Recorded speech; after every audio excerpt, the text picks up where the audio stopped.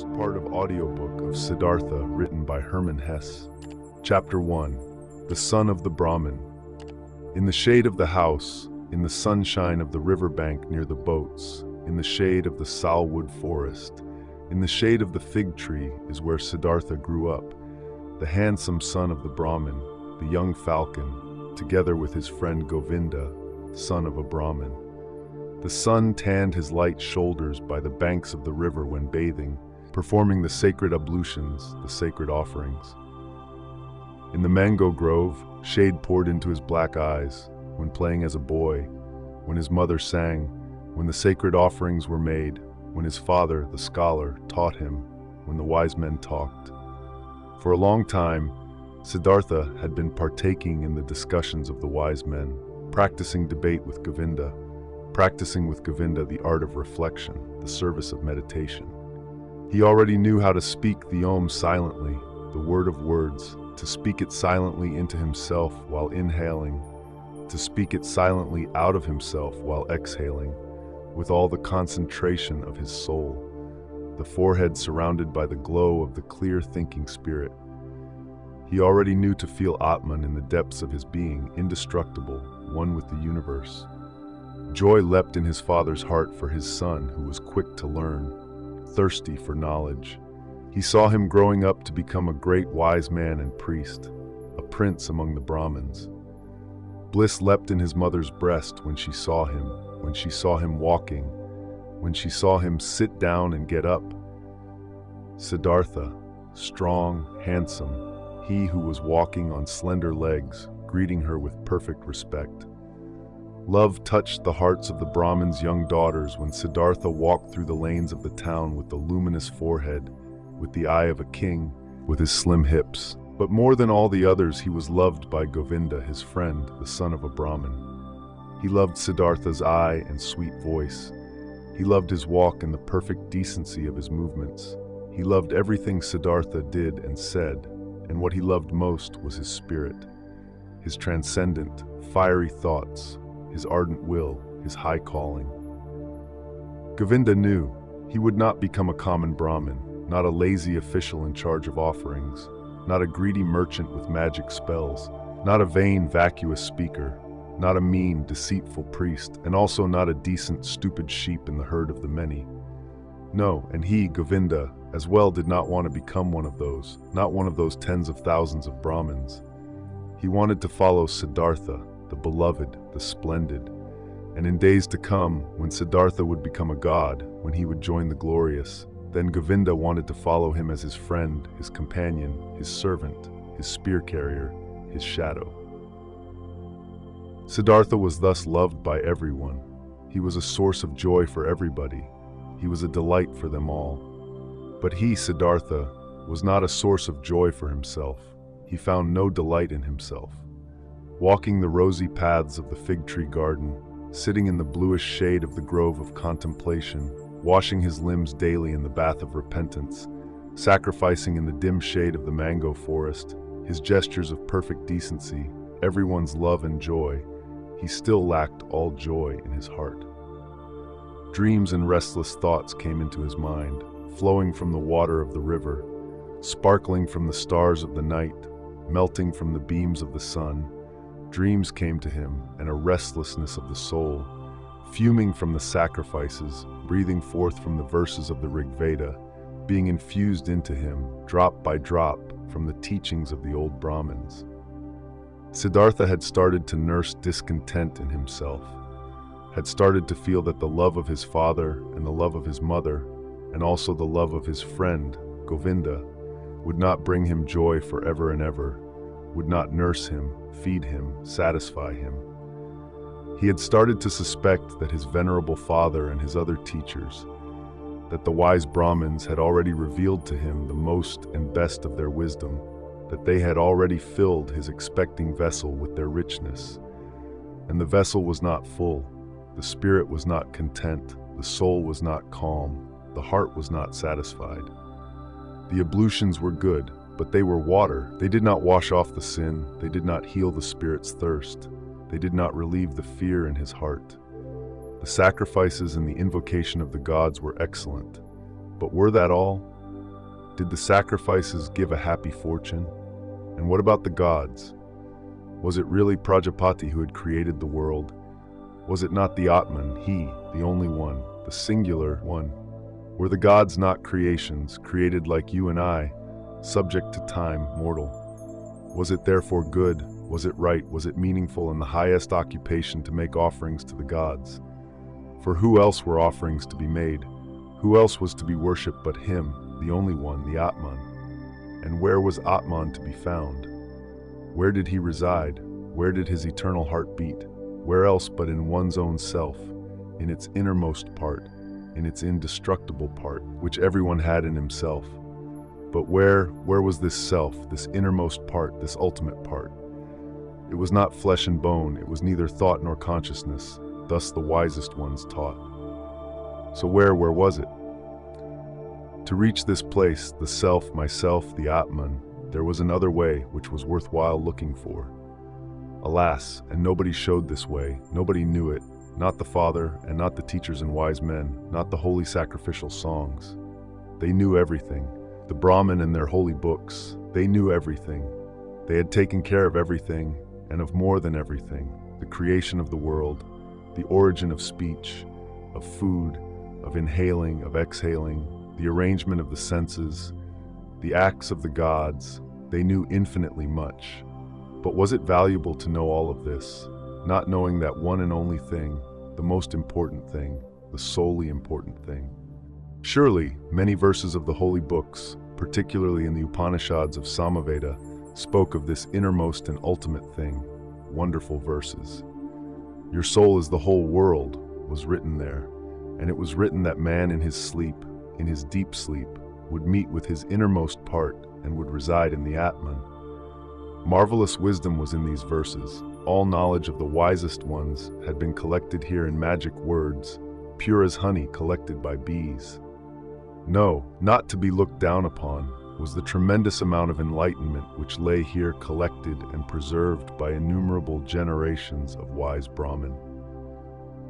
But where were the Brahmin, were the priests, were the wise men or penitents, who had succeeded in not just knowing this deepest of all knowledge, but also to live it? Where was the knowledgeable one who wove his spell to bring his familiarity with the Atman out of the sleep into the state of being awake, into the life, into every step of the way, into word and deed? Siddhartha knew many venerable Brahmins, chiefly his father, the pure one, the scholar, the most venerable one. His father was to be admired. Quiet and noble were his manners, pure his life, wise his words, delicate and noble thoughts lived behind its brow. But even he, who knew so much, did he live in blissfulness? Did he have peace? Was he not also just a searching man, a thirsty man? Did he not, again and again, have to drink from holy sources, as a thirsty man from the offerings, from the books, from the disputes of the Brahmin? Why did he, the irreproachable one, have to wash off sins every day, strive for a cleansing every day, over and over every day? Was not Atman in him? Did not the pristine source spring from his heart? It had to be found, the pristine source in one's own self. It had to be possessed. Everything else was searching, was a detour, was getting lost. Thus were Siddhartha's thoughts. This was his thirst. This was his suffering. Often he spoke to himself from a Chandogya Upanishad the words, "Truly, the name of the Brahman is Satya. Verily, he who knows such a thing will enter the heavenly world every day." Often it seemed near, the heavenly world, but never he had reached it completely. Never he had quenched the ultimate thirst. And among all the wise and wisest men, he knew and whose instructions he had received, among all of them there was no one who had reached it completely, the heavenly world, who had quenched it completely, the eternal thirst. "Govinda," Siddhartha spoke to his friend, "Govinda, my dear, come with me under the banyan tree, let's practice meditation." They went to the banyan tree, they sat down, Siddhartha right here, Govinda 20 paces away. While putting himself down, ready to speak the Om, Siddhartha repeated, murmuring the verse, "Om is the bow, the arrow is soul, the Brahman is the arrow's target, that one should incessantly hit." After the usual time of the exercise and meditation had passed, Govinda rose. The evening had come. It was time to perform the evening's ablution. He called Siddhartha's name. Siddhartha did not answer. Siddhartha sat there lost in thought. His eyes were rigidly focused towards a very distant target. The tip of his tongue was protruding a little between the teeth. He seemed not to breathe. Thus sat he, wrapped up in contemplation, thinking Om, his soul sent after the Brahman as an arrow. Once, Samanas had traveled through Siddhartha's town. Ascetics on a pilgrimage, 3 skinny, withered men, neither old nor young, with dusty and bloody shoulders, almost naked, scorched by the sun, surrounded by loneliness, strangers and enemies to the world, strangers and lank jackals in the realm of humans. Behind them blew a hot scent of quiet passion, of destructive service, of merciless self-denial. In the evening, after the hour of contemplation, Siddhartha spoke to Govinda. Early tomorrow morning, my friend, Siddhartha will go to the Samanas. He will become a Samana. Govinda turned pale when he heard these words and read the decision in the motionless face of his friend, unstoppable like the arrow shot from the bow. Soon and with the first glance, Govinda realized, now it is beginning. Now Siddhartha is taking his own way. Now his fate is beginning to sprout, and with his, my own. And he turned pale like a dry banana skin. "O Siddhartha," he exclaimed, "will your father permit you to do that?" Siddhartha looked over as if he were just waking up. Arrow fast he read in Govinda's soul, read the fear, read the submission. "O Govinda," he spoke quietly, "let's not waste words. Tomorrow at daybreak I will begin the life of the Samanas. Speak no more of it." Siddhartha entered the chamber, where his father was sitting on a mat of bast, and stepped behind his father and remained standing there, until his father felt that someone was standing behind him. The Brahmin asked, "Is that you, Siddhartha? Then say what you came to say." From the reading. He had started to suspect that his venerable father and his other teachers, that the wise Brahmins had already revealed to him the most and best of their wisdom, that they had already filled his expecting vessel with their richness, and the vessel was not full, the spirit was not content, the soul was not calm, the heart was not satisfied. Siddhartha replied, "With your permission, my father, I came to tell you that it is my longing to leave your house tomorrow and go to the ascetics. My desire is to become a samana. May my father not oppose this." The Brahmin fell silent, and remained silent for so long that the stars in the small window wandered and changed their relative positions, ere the silence was broken. Silent and motionless stood the son with his arms folded. Silent and motionless sat the father on the mat, and the stars traced their paths in the sky. Then spoke the father, "Not proper it is for a Brahmin to speak harsh and angry words, but indignation is in my heart. I wish not to hear this request for a second time from your mouth." Slowly the Brahmin rose. Siddhartha stood silently, his arms folded.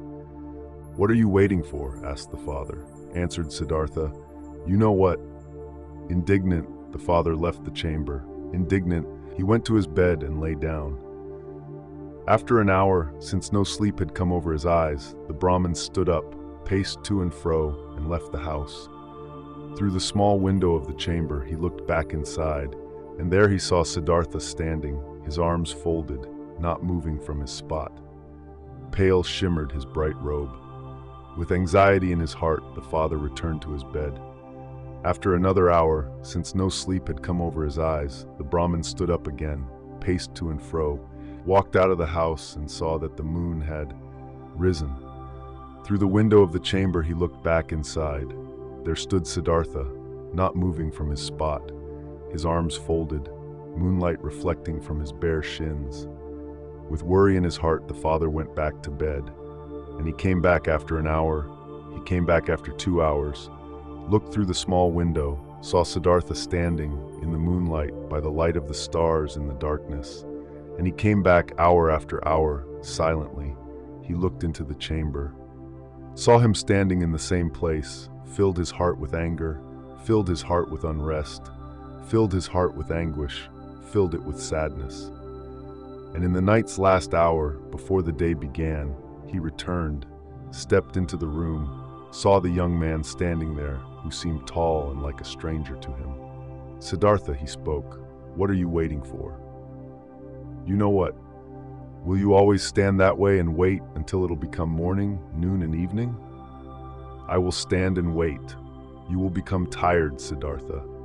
I will become tired. You will fall asleep, Siddhartha. I will not fall asleep. You will die, Siddhartha. I will die.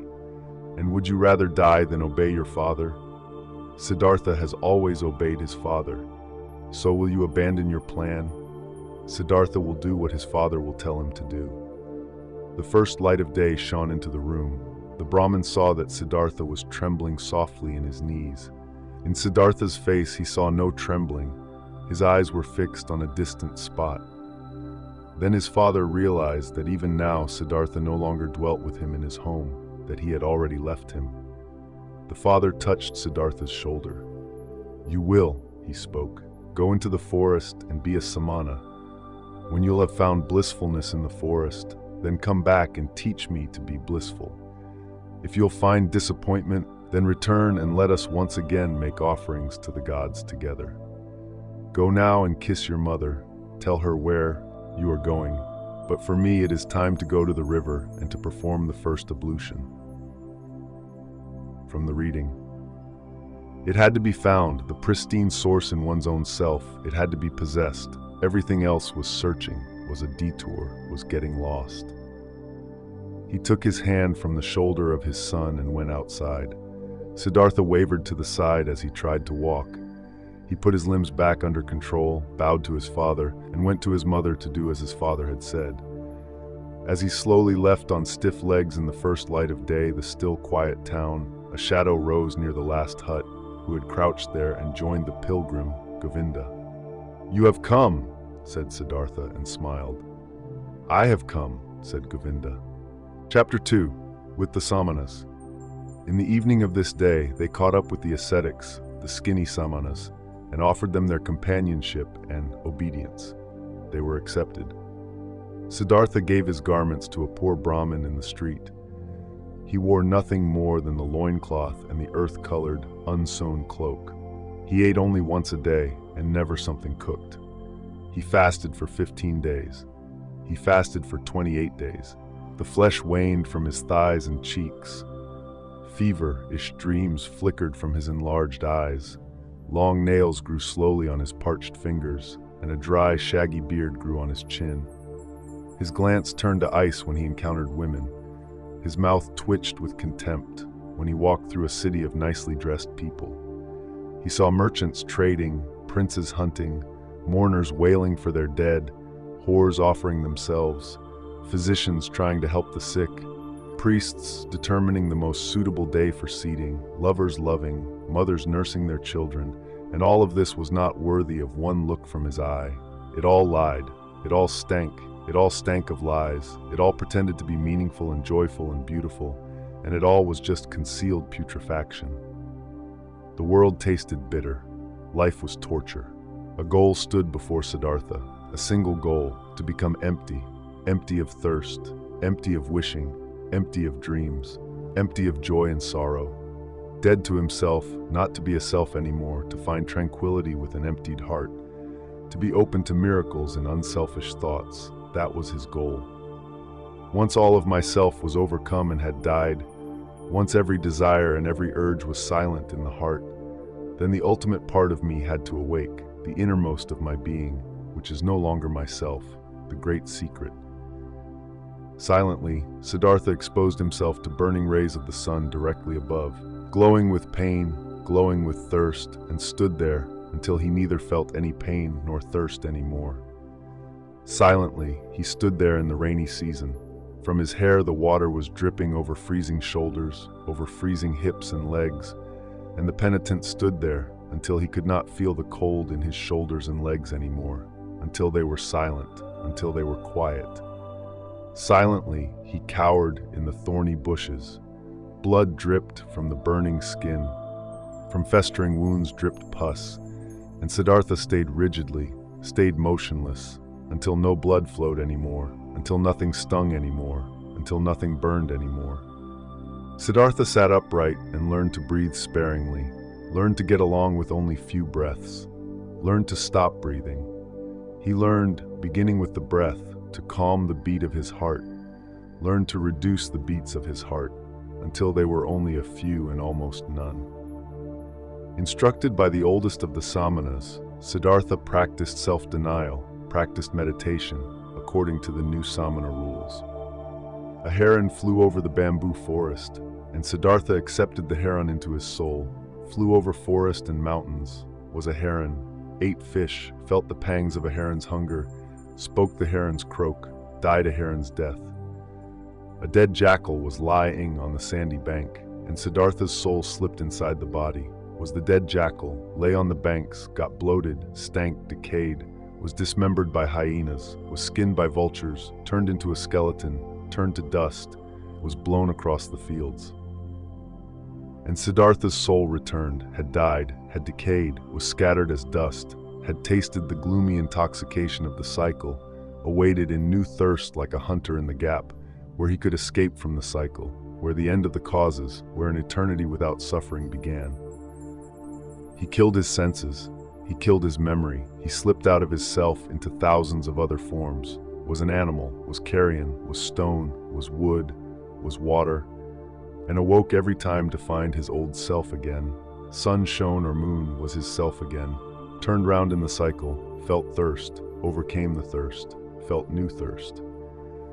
Siddhartha learned a lot when he was with the samanas, many ways leading away from the self he learned to go.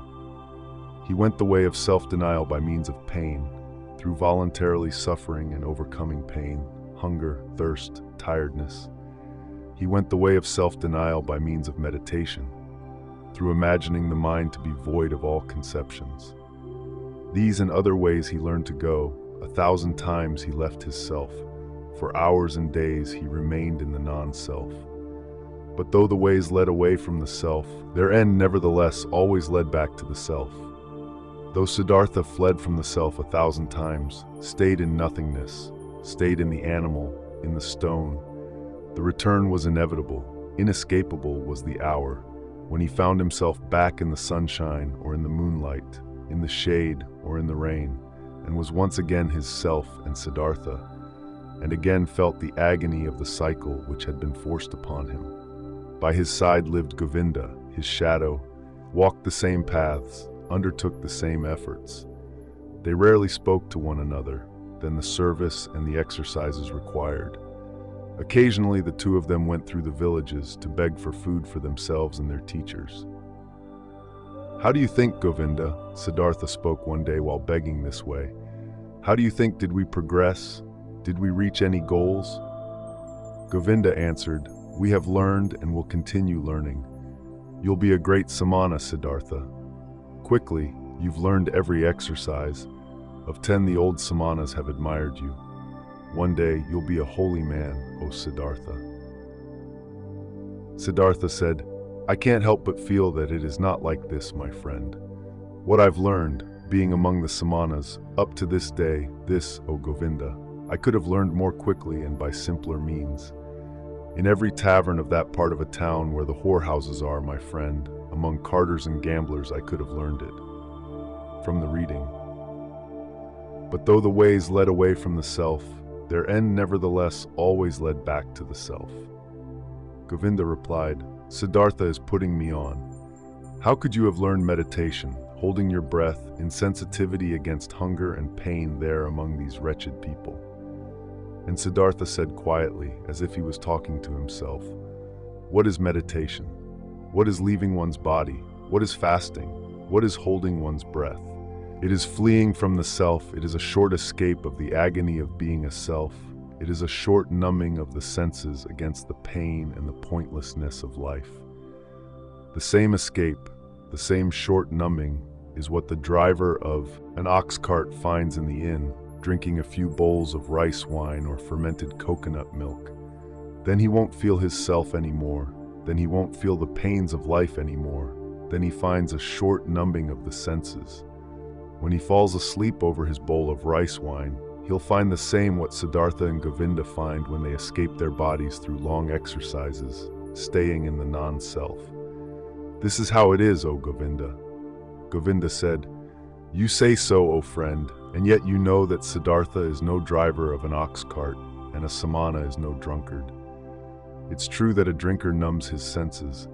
It's true that he briefly escapes and rests, but he'll return from the delusion, finds everything to be unchanged, has not become wiser, has gathered no enlightenment, has not risen several steps."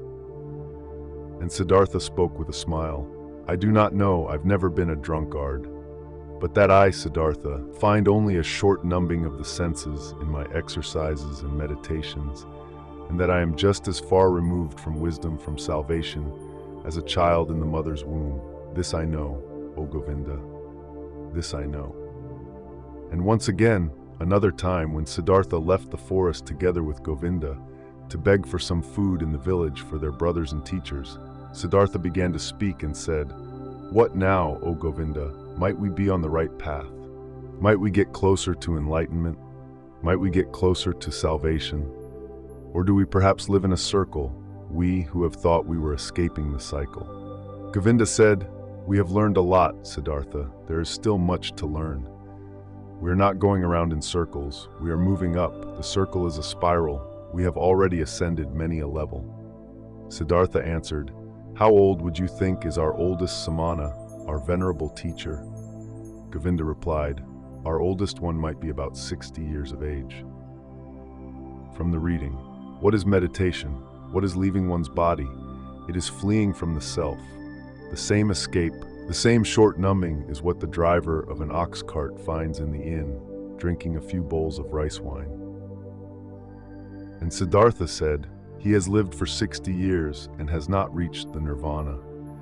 He'll turn 70 and 80, and you and me, we will grow just as old and will do our exercises and will fast and will meditate. But we will not reach nirvana. He won't, and we won't. O Govinda, I believe out of all the samanas out there, perhaps not a single one will reach nirvana. We find comfort, we find numbness, we learn feats to deceive others. But the most important thing, the path of paths, we will not find. "If you only," spoke Govinda, "wouldn't speak such terrible words, Siddhartha. How could it be that among so many learned men, among so many Brahmins, among so many austere and venerable samanas, among so many who are searching, so many who are eagerly trying, so many holy men, no one will find the path of paths?" But Siddhartha said in a voice which contained just as much sadness as mockery, with a quiet, a slightly sad, a slightly mocking voice, "Soon, Govinda, your friend will leave the path of the samanas he has walked along your side for so long. I'm suffering of thirst, O Govinda, and on this long path of a samana, my thirst has remained as strong as ever. I always thirsted for knowledge. I have always been full of questions. I have asked the Brahmins year after year, and I have asked the holy Vedas year after year, and I have asked the devoted samanas year after year. Perhaps, O Govinda, it had been just as well, had been just as smart and just as profitable if I had asked the hornbill or the chimpanzee. It took me a long time, and I'm not finished learning this yet, O Govinda, that there is nothing to be learned. There is indeed no such thing, so I believe, as what we refer to as learning. There is, O my friend, just one truth. This is everywhere. This is Atman. This is within me and within you and within every creature. And so I'm starting to believe that this knowledge has no worse enemy than the desire to know it, than learning." At this, Govinda stopped on the path, raised his hands and spoke. "If you, Siddhartha, only would not bother your friend with this kind of talk. Truly, your words stir up fear in my heart. And just consider, what would become of the sanctity of prayer? What of the venerability of the Brahmin's caste? What of the holiness of the samanas, if it was as you say, if there was no learning? What, O Siddhartha, what would then become of all of this? What is holy? What is precious? What is venerable on earth?" And Govinda mumbled a verse to himself, a verse from an Upanishad. "He who ponderingly, of a purified spirit, loses himself in the meditation of Atman, inexpressible by words is his blissfulness of his heart." But Siddhartha remained silent. He thought about the words which Govinda had said to him, and thought the words through to their end. Yes, he thought, standing there with his head low, what would remain of all that which seemed to us to be holy? What remains? What can stand the test? And he shook his head. At one time, when the two young men had lived among the samanas for about 3 years and had shared their exercises, some news, a rumor, a myth reached them after being retold many times. A man had appeared, Gautama by name, the exalted one, the Buddha. He had overcome the suffering of the world and himself, and had halted the cycle of rebirths. He was said to wander through the land, teaching, surrounded by disciples, without possession, without home, without a wife, in the yellow cloak of an ascetic, but with a cheerful brow, a man of bliss, and Brahmins and princes would bow down before him and would become his students. This myth, this rumor, this legend resounded. Its fragrance rose up here and there. In the towns, the Brahmins spoke of it, and in the forest, the samanas. Again and again, the name of Gautama, the Buddha, reached the ears of the young men, with good and with bad talk, with praise and with defamation. It was as if the plague had broken out in a country, and news had been spreading around that in one or another place there was a man, a wise man, a knowledgeable one, whose word and breath was enough to heal everyone who had been infected with the pestilence. And as such, news would go through the land and everyone would talk about it. Many would believe, many would doubt, but many would get on their way as soon as possible to seek the wise man, the helper. Just like that, this myth ran through the land, that fragrant myth of Gautama, the Buddha, the wise man of the family of Sakya. He possessed, so the believers said, the highest enlightenment. He remembered his previous lives. He had reached nirvana and never returned into the cycle, was never again submerged in the murky river of physical forms. Many wonderful and unbelievable things were reported of him. He had performed miracles, had overcome the devil, had spoken to the gods. But his enemies and disbelievers said, this Gautama was a vain seducer. He spent his days in luxury, scorned the offerings, was without learning, and knew neither exercises nor self-castigation. The myth of Buddha sounded sweet. The scent of magic flowed from these reports. After all, the world was sick, life was hard to bear, and behold, here a source seemed to spring forth. Here a messenger seemed to call out, comforting, mild, full of noble promises.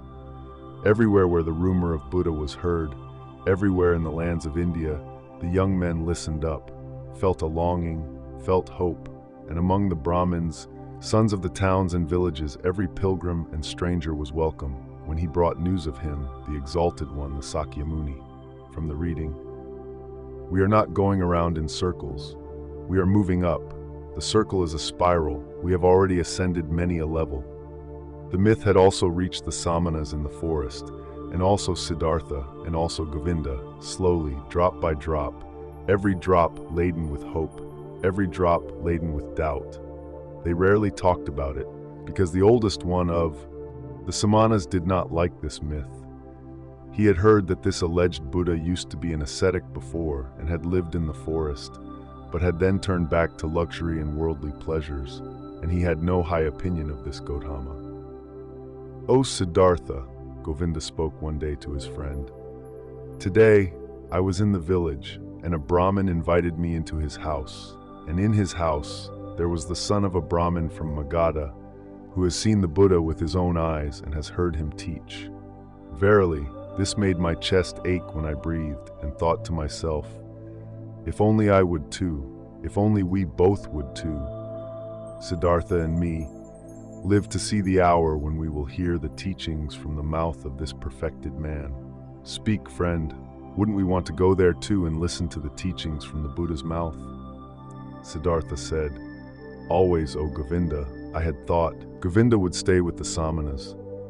Always I had believed his goal was to live to be 60 and 70 years of age and to keep on practicing those feats and exercises which are becoming a samana. But behold, I had not known Govinda well enough. I knew little of his heart. So now you, my faithful friend, want to take a new path and go there where the Buddha spreads his teachings." Govinda replied, "You're mocking me. Mock me if you like, Siddhartha, but have you not also developed a desire and eagerness to hear these teachings? And have you not at one time said to me, you would not walk the path of the samanas for much longer?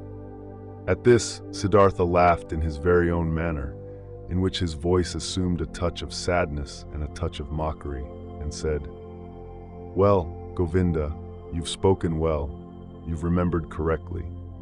If you only remembered the other thing as well, you've heard from me, which is that I have grown distrustful and tired against teachings and learning, and that my faith in words, which are brought to us by teachers, is small.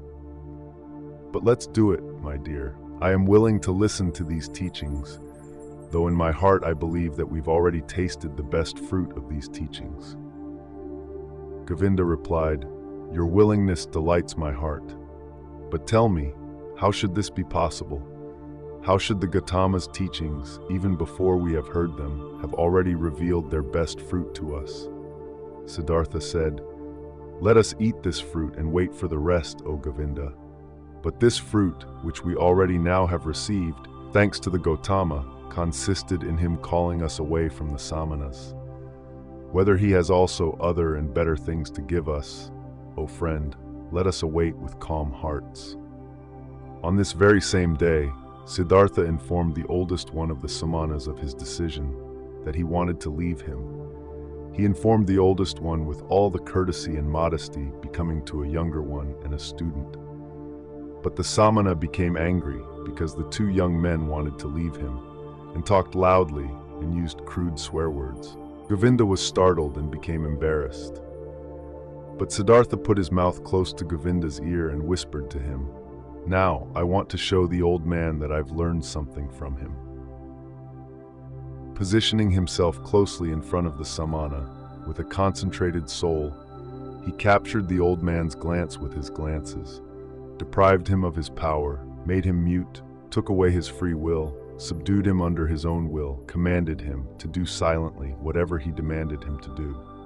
The old man became mute, his eyes became motionless, his will was paralyzed, his arms were hanging down. Without power, he had fallen victim to Siddhartha's spell.